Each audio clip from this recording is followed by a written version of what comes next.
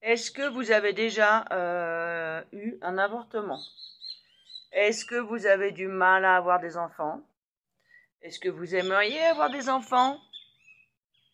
Est-ce que la gestation ou votre naissance a été une épreuve pour vous ou votre mère? Toutes ces questions sont liées à l'âme d'un fœtus qui aurait pu avoir été avorté avant vous. D'autre part, vous avez peut-être de nombreux problèmes dans votre vie que vous n'avez jamais réussi à résoudre, qui pourrait aussi signifier qu'un fœtus, vous l'ayez incorporé en vous, même si vous n'avez jamais avorté. Je vais rentrer dans les détails après. L'histoire de l'avortement, bon, c'est pas une histoire politique, hein. Je parle de l'avortement au niveau spirituel, ok? Au niveau politique, il y a des pour et des contre. Ça sert à rien que je donne mon avis sur la question. Concrètement, quand on a réalisé un avortement, le fœtus, son âme, elle est déjà dans le ventre. Sa conscience est déjà dans le ventre. À quel moment l'âme du fœtus entre dans le ventre de la mère? Je ne sais pas.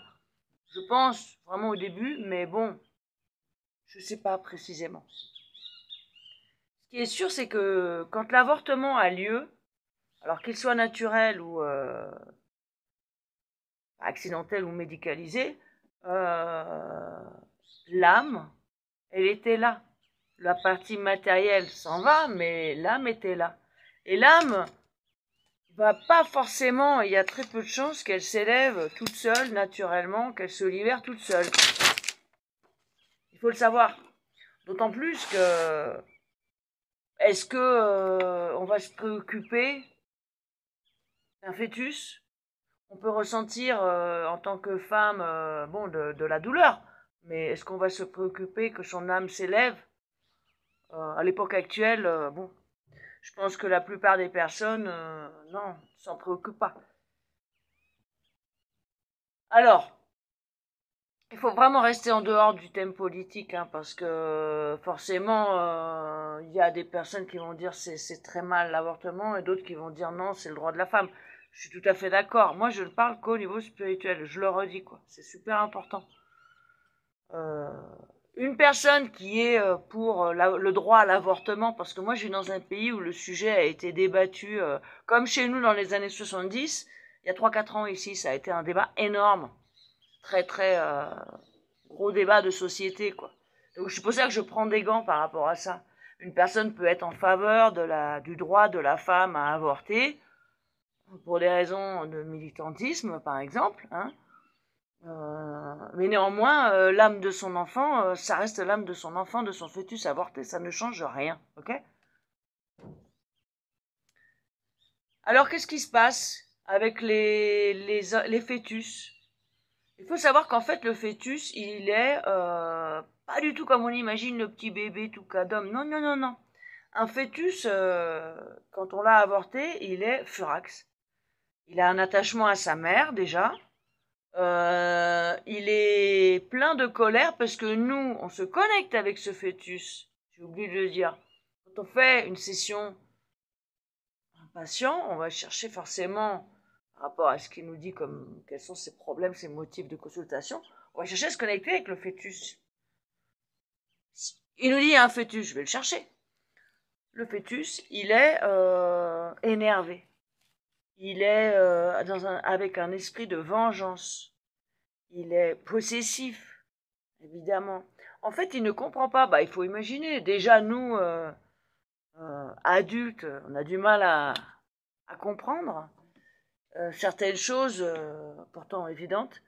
Alors, imaginez le fœtus, il ne comprend pas, il est foudrage. Il est foudrage et il ne veut pas partir. Alors, sa vengeance, c'est de rester dans la mer, déjà, au niveau spirituel. Bah oui, c'est une incorporation spirituelle, c'est une âme, quoi. Il va rester dans la mer. Déjà, dans quelle partie du corps? Il peut la rendre malade.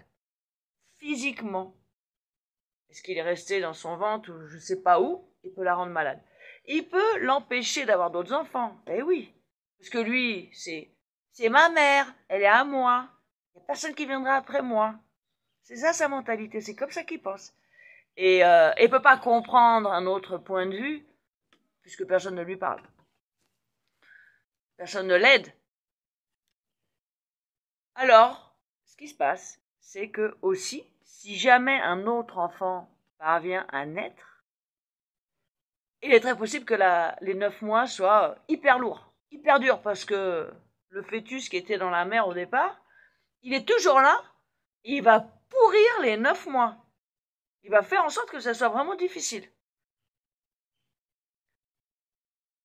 La naissance, pareil, elle va peut-être être super difficile. Ça veut dire qu'en fait, le fœtus qu'on a assassiné, volontaire ou pas, il veut se venger, il veut tuer l'autre, et puis c'est tout, il n'y en aura pas un autre après.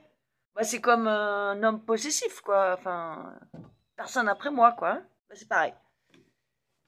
Donc, c'est super important de libérer les âmes des fœtus. Quand on se connecte à eux, ils sont très résistants. Ils ont du mal à s'ouvrir, à se livrer. Il faut vraiment être super ferme avec eux et en même temps très gentil, quoi.